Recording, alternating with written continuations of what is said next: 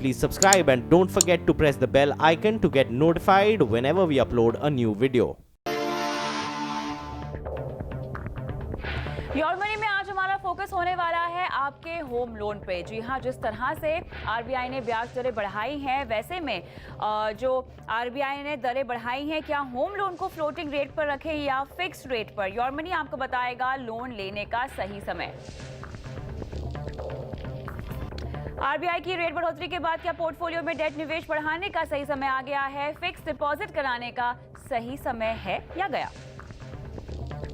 और आज आपके फाइनेंशियल पोर्टफोलियो में क्या कुछ बदलाव करने चाहिए? होम लोन की ईएमआई का बोझ आपकी जेब पर कितना भारी पड़ेगा? आप पूछिए अपने सवाल हमसे फेसबुक पर लाइव, हम देंगे आपके तमाम सवालों के जवाब।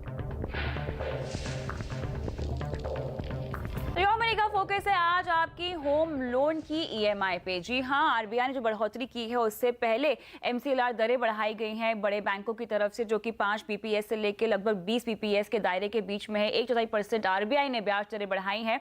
अब ऐसे हालात में आपकी ईएमआई का जो बोझ है वो तो बढ़ना तय ही है, लेकिन अब जो आपका ईएमआई का बोझ है वो कितना बढ़ेगा? साथ ही अगर आपने फ्लोटिंग रेट पे लोन लिया हुआ है तो क्या वक्त आ गया है कि आप फिक्स्ड में स्विच हो जाए, या अगर आप पहली बार लोन लेना चाहते हैं तो आपके लिए क्या रोड मैप होना चाहिए? योर मनी आज आपके इन्हीं सवालों के जवाब देगा। अगर सवाल पूछना चाहते हैं होम लोन से ही जुड़ा हुआ तो अपना सवाल कमेंट बॉक्स में डालिए, कॉन्टैक्ट नंबर भी डालिए ताकि हम आपको कॉल करके आपका सवाल आपसे पूछ सकें। और हमारे साथ आज शो पे जुड़ रहे हैं mymoneymantra.com के पार्टनर राहुल सुट्टा तमाम सवालों के जवाब देने के लिए। राहुल, स्वागत है आपका।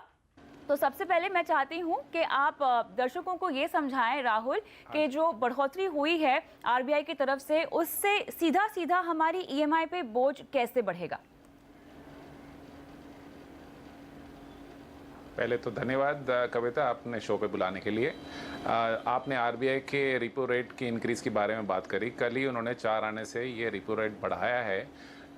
आरबीआई रिपो रेट का मतलब ये है कि अगर किसी बैंक को पैसे ओवरनाइट चाहिए हो आरबीआई से तो क्या रेट उनको पेमेंट करनी पड़ती है आरबीआई के लिए। इस वजह से कल सुबह से कोई बैंक के रेट नहीं चेंज होंगे।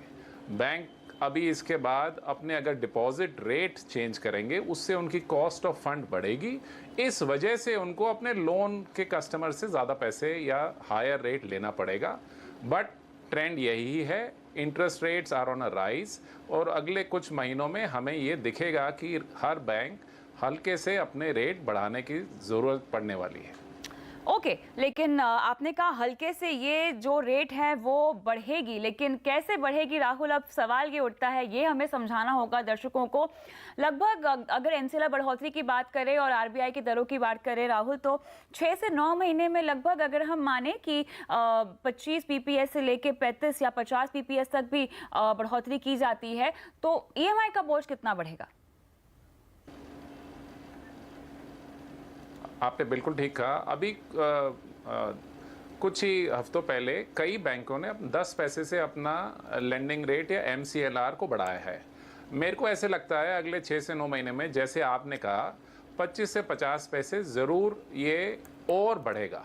अब अगर पर लाख की ईएमआई पकड़ी जाए, अगर आप एक होम लोन लेते हैं 20 साल का, और सपोज़ पर लाख अगर आप देखें 4 आने से अगर रेट बढ़ेगा किसी बैंक का, तो आपको 16 रुपये पर लाख से फ़र्क पड़ेगा अपने होम लोन की ईएमआई में। और यहाँ पे साथ ही हम आपको समझाना भी चाहेंगे कि अगर हम आपके सामने कुछ सिनेरियोज यहाँ पे लेकर आए हैं। अगर आपकी जो लोन की अमाउंट है वो लगभग 50 लाख की है और 20 साल की अवधि है जिसमें आपको ये चुकाना है, मौजूदा दर अगर 8.5% के आसपास है जिस पर आप ईएमआई भरते हैं, तो अब ये बढ़कर अगर 8.75% हो जाती, लगभग 9.5% के आसपास, तो 794 रुपये आपकी जेब पर भारी पड़ेगी आपकी ईएमआई, क्योंकि ये 43,391 से बढ़कर हो जाएगी 44,185। दूसरा सिनारियो हम क्रिएट करते हैं जहां पे अगर आपकी जो ब्याज दर है वो 9% हो जाती है 8.5% से, यानी अगर 50 पीपीएस की बढ़ोतरी होती है तो 1595 रुपये आपकी जो ईएमआई है वो बढ़ जाएगी। 43,391 से 44,986 के आसपास आपकी ईएमआई का बोझ आपकी जेब पर पड़ेगा। वहीं अगर मैं पर्सनल लोन की बात करूं राहुल, तो हमें कितना भारी पड़ेगा अब इसका ईएमआई देना? नॉर्मली पर्सनल लोन 5 साल के लिए लिए जाते हैं। इसके अंदर ईएमआई इंटरेस्ट रेट आजकल 10.5-11% पे चल रहे हैं। अगर यही 4 आने से बढ़ाए जाए तो आपको 5 साल में पर लाख 13 रुपए का फर्क पड़ने वाला है। ओके, लेकिन यहाँ पर भी बढ़ोतरी होगी। अब सवाल ये उठता है वो तमाम मौजूदा दर्शक जो कि लोन धारक हैं राहुल, उनके लिए क्या सही रणनीति होगी? क्या कोई जरिया है जिसकी वजह से उनकी ईएमआई का जो बोझ है उनकी जेब पर वो कम हो सकता है? अगर फ्लोटिंग रेट पे लोन लिया हुआ है तो क्या सही समय है कि हम फिक्स्ड रेट पे आ जाएं? अच्छा सवाल है। इसके अंदर फ्लोटिंग रेट और फिक्स रेट में थोड़ा सा डिफरेंस समझा देता हूँ। फ्लोटिंग रेट में जैसे ही MCLR चेंज करता है बैंक, आपका रेट उतने से बढ़ जाता है। फिक्स रेट में आप 2 साल, 3 साल, 5 साल, जैसे भी किसी हर डिफरेंट बैंक के डिफरेंट रेट्स होते हैं। अगर आपने फिक्स रेट ले लिया तो 3 साल तक फिर नहीं चेंज होगा। तो इस वक्त क्योंकि हमें सबको ऐसे लग रहा है कि मार्केट में ग्रोथ आ रही है, इन्फ्लेशन बढ़ रहा है, RBI ने रिपो रेट चेंज करा है, बैंक्स ने MCLR अभी रिसेंटली बढ़ाया है और अगले 4 से 6 महीने में ये रेट ऊपर जाने वाले हैं। अगर आप अपने आप को प्रोटेक्ट करना चाहते हैं तो अच्छा टाइम है फ्लोटिंग को फिक्स में कन्वर्ट करने के लिए। इसमें 1 या 2 चीज़ें आपको ज़रूर याद रखनी है। एक तो 2 से 3 साल का फिक्स रेट ज़रूर पकड़े, 1 साल का फिक्स लेने का कोई फ़ायदा नहीं है। दूसरा, जब भी आप किसी बैंक से बात करें, अगर उनका फिक्स रेट और आपके एग्जिस्टिंग फ्लोटिंग रेट में 4 आने 30 पैसे 35 पैसे का फ़र्क है तो लेने का फ़ायदा है। अगर किसी बैंक ने बोला जी मेरे से 2 साल का फिक्स रेट ले लीजिए पर आज आपका 8.5 है, मैं 9.5 चार्ज करूंगा, तो मेरे को लगता है आपको नहीं लेना चाहिए। It is better to stay on floating and let the rates move up and you can pay those EMIs।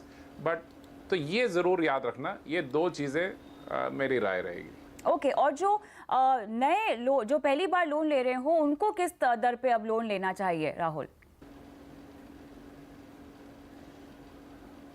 Home loan इस वक्त अगर ज़्यादातर जितने भी बड़े बैंक हैं हम देखें तो 8.50 और 8.75 8.80 के बीच में होम लोन मिल रहे हैं ऑन फ्लोटिंग रेट, और यही अगर फिक्स रेट में देखा जाए तो 20 से 50 पैसे इससे ज़्यादा हैं। कोई भी नया बोरोवर आज के दिन में अगर ये रेट लोन लेगा, अगर आप थोड़े कॉन्शियस हैं, थोड़ा अपने आप को संभल कर चलना चाहते हैं, आप रिस्क नहीं लेना चाहते कि कहीं रेट 1% से बढ़ जाए तो मेरी EMI मेरे को देने में दिक्कत आ जाएगी, तो अगर अपने आप को कंफर्टेबल होना चाहें तो फिक्स रेट ले लीजिए। आज के दिन में 885 890 के आसपास आपको कई बैंकों से फिक्स रेट मिल जाएगा, तो एटलीस्ट चैन की नींद सो सकते हैं। ये डर नहीं रहेगा कि अगले 2 साल में बड़े सारे रेट बढ़ जाएंगे, यार मैं क्या करूंगा। आप फर्स्ट टाइम होम बायर हैं, थोड़ा ध्यान से चल सकते हैं। अगर आपके पास सरप्लस इनकम है और आपको ये डर नहीं है तो अभी भी आप फ्लोटिंग रेट ले सकते हैं। ओके, लेकिन राहुल अक्सर स्विचिंग में हम देखते हैं कि अभी तो बैंक्स मेरे ख्याल से कई सारे ऑफर्स भी निकालेंगे जिसके लिए वो लुभावने ऑफर्स हो जाएंगे अगर आपको होम लोन स्विच करना है। किस तरह के ऑफर्स ये होते हैं और इनका फायदा हमें कैसे समझदारी से उठाना चाहिए राहुल? क्या डूज एंड डोंट्स होंगे, ये समझाइए। देखिए जी, अगर आपका होम लोन चल रहा है पिछले 2 सालों से, कई बार आपके रेट कम भी हुए हैं और पिछले कुछ महीनों में आपके बढ़ने भी शुरू हो गए होंगे। There is no harm in checking. हर साल में एक बार ज़रा देख लिया जाए कि बाहर मार्केट में मेरे को इस वक्त क्या रेट मिल रहा है। सपोज़ आपका इस वक्त होम लोन 9% पे चल रहा है और अगर आपको मार्केट में 8.60 8.75 के बीच में ये रेट मिल रहा है, आपको 4 आने का तो फ़र्क है। There is no harm in looking and speaking to that bank and trying to do a balance transfer.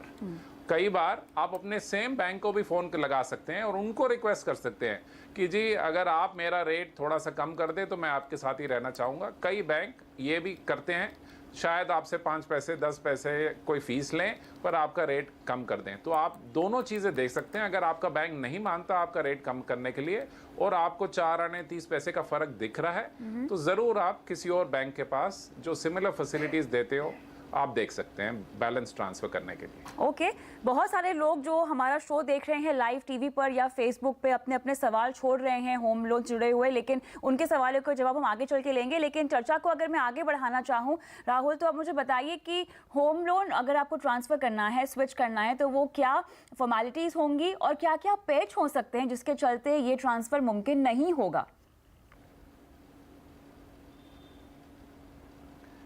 देखिए जी, फॉर्मेलिटीज़ तो क्वाइट सिंपल है। जो अगर आप किसी और बैंक के अंदर जाएंगे, आपको वही अपने केवाईसी के डॉक्यूमेंट देने पड़ेंगे, आपको अपनी इनकम के डॉक्यूमेंट देने पड़ेंगे, आपको अपनी बैंक स्टेटमेंट देनी पड़ेगी, आपको अपने प्रॉपर्टी के कागज़ उनको देने पड़ेंगे। वो पूरा 4-5 दिन लेके ये सारे कागज़ देखेंगे और आप असेस करेंगे कि अगर आपको ये लोन दे सकते हैं या नहीं। ज़्यादातर चांस ये है क्योंकि आपका एक लोन चल रहा है और आप अगर ठीक टाइम से अपना लोन रीपे कर रहे हो, तो इसका मतलब है कि 99% चांस है दूसरा बैंक आपको ये बैलेंस ट्रांसफ़र करने देगा। क्यों दिक्कतें आती हैं? जैसे मैंने कहा, कभी कभी आपने अगर लोन रीपेमेंट पिछले 12 महीने में 1 या 2 बार अपनी EMI टाइम से ना दी हो, चाहे इस लोन की, चाहे क्रेडिट कार्ड की या किसी और फैसिलिटी जो आपने अवेल करी हो। कभी कभी ऐसे भी होता है, कुछ प्रोजेक्ट सिर्फ कुछ बैंकों ने अप्रूव करे होते हैं और अगर आप दूसरे बैंक में ले जाना चाहें, हो सकता है वो प्रोजेक्ट वहाँ से अप्रूव ना हो, इसीलिए वो बैलेंस ट्रांसफ़र मना हो सकता है। तो ऐसे कई मेरे हिसाब से ये 2 ज़्यादातर रीज़न है जिस वजह से ये मना होता है। अदरवाइज चांसेस यही हैं कि आपका ट्रांसफ़र हो जाएगा। ओके राहुल, अब तक तो हमने फोकस किया है होम लोन पे, लेकिन बहुत सारे लाइफस्टाइल लोन्स होते हैं, लोग लेते हैं, साथ ही पर्सनल लोन होता है, एजुकेशन लोन होता है, कंस्ट्रक्शन लोन भी होता है। अमूमन ये बताएं कि ये लोन क्या फिक्स तौर पर ही लिए जाते हैं, और अगर फ्लोटिंग रेट पे लिए हुए हैं तो अब क्या इनकी EMI में भी बढ़ोतरी होगी? बड़ा अच्छा सवाल है। इसके अंदर जो हमने टिपिकली देखा है, जैसे ICICI, HDFC, जितने ये प्राइवेट सेक्टर बैंक हैं, यहाँ पर पर्सनल लोन, एजुकेशन लोन ये फिक्स रेट पे देते हैं। जो उन्होंने एक बार रेट दे दिया, फिर वो 4-5 साल जब तक लोन ख़त्म नहीं हो जाता सेम रेट रहता है, सेम EMI चलती रहती है और लोन ख़त्म हो जाता है। पब्लिक सेक्टर बैंक्स जैसे SBI वगैरह हैं, उन्होंने कई साल पहले इनको ना सारे लोन्स को फ्लोटिंग कर दिया था। तो वहाँ पर अगर MCLR उनका बढ़ता है या घटता है, आपको फ़ायदा या नुकसान हो सकता है। तो ये 2 सिंपल तरीके हैं डिफरेंस देखने के लिए। ऑलराइट, चलिए यहाँ पे पूरी समझाइश तो हमने कर दी है, लेकिन फिलहाल वक्त है छोटे से ब्रेक का, और ब्रेक के बाद हमारे दर्शक रोहन पटेल ने अपना सवाल फेसबुक पर छोड़ा है कमेंट बॉक्स में, और उनके सवाल का हम देंगे जवाब। उनके साथ ही कई और दर्शकों के सवाल के जवाब भी देंगे, लेकिन इस छोटे से ब्रेक के बाद।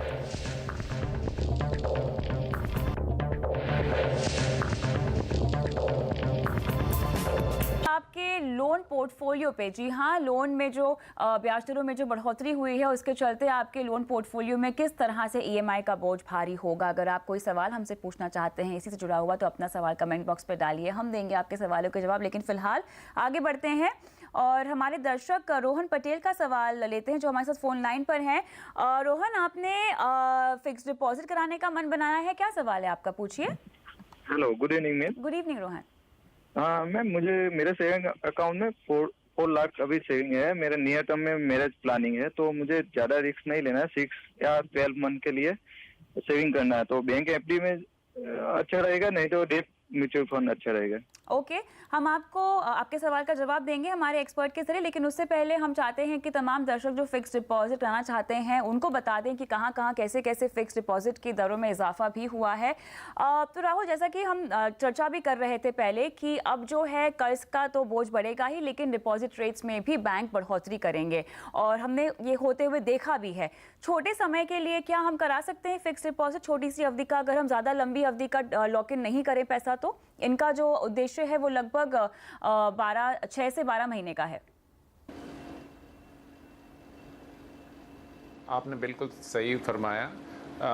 Rates are going to be going up. अगर आप अभी से 3 साल की FD लॉक इन कर देंगे तो आपको, मेरे को लगता है, थोड़ा नुकसान ही होगा। तो इससे अच्छा है 2 ऑप्शन है। पहले 3 महीने की FD करा लीजिए, वेट कर लीजिए, जैसे रेट और बढ़ेंगे फिर आप लॉन्गर टर्म की FD करा सकते हैं, या जैसे इन्होंने बोला कि डेट फंड में भी डाल सकते हैं, क्योंकि उसमें आप कभी भी वापस निकाल सकते हैं। और FD में जब भी आपको लगे कि रेट अब 4 आने 8 आने बढ़ गए हैं और आगे 2-3 साल के लिए आप लॉक इन कर सकते हैं। तो मेरी तो यही राय रहेगी।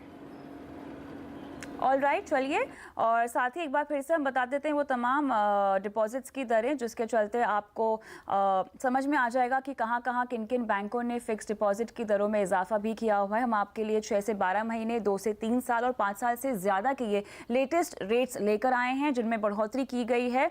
और आप देख सकते हैं इस पूरी सूची में IDFC बैंक फिलहाल सबसे ज़्यादा आपको ऑफर कर रहा है इंटरेस्ट रेट, और 6 से 12 महीने का 6.75% यानी 6.75 से 7% की इनकी दर है। 2 से 3 साल में ये 7.20% से लेके 6.25% तक का रेट ऑफर कर रहे हैं, और 5 साल से ज़्यादा की अगर आप एफडी कराते हैं तो 7.20% के आसपास का ये आपको इंटरेस्ट रेट दे रहे हैं। IDFC फिलहाल इस सूची में सबसे ज़्यादा है।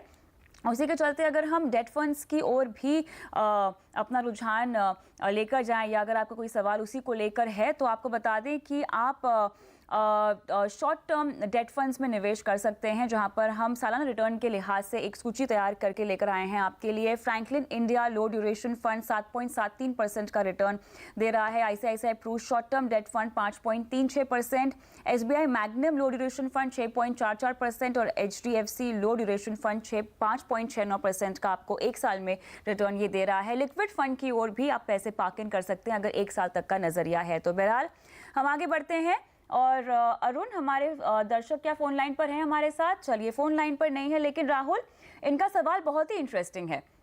अब ये अपने लिए लोन चुकाने की स्ट्रैटेजी और साथ ही निवेश करने की स्ट्रैटेजी को लेकर कंफ्यूज हैं। पूछ रहे हैं कि लोन पहले चुकाना चाहिए या निवेश शुरू करना चाहिए।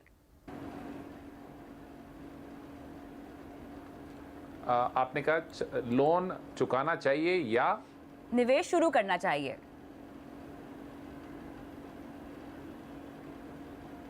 Sorry, I didn't catch that word.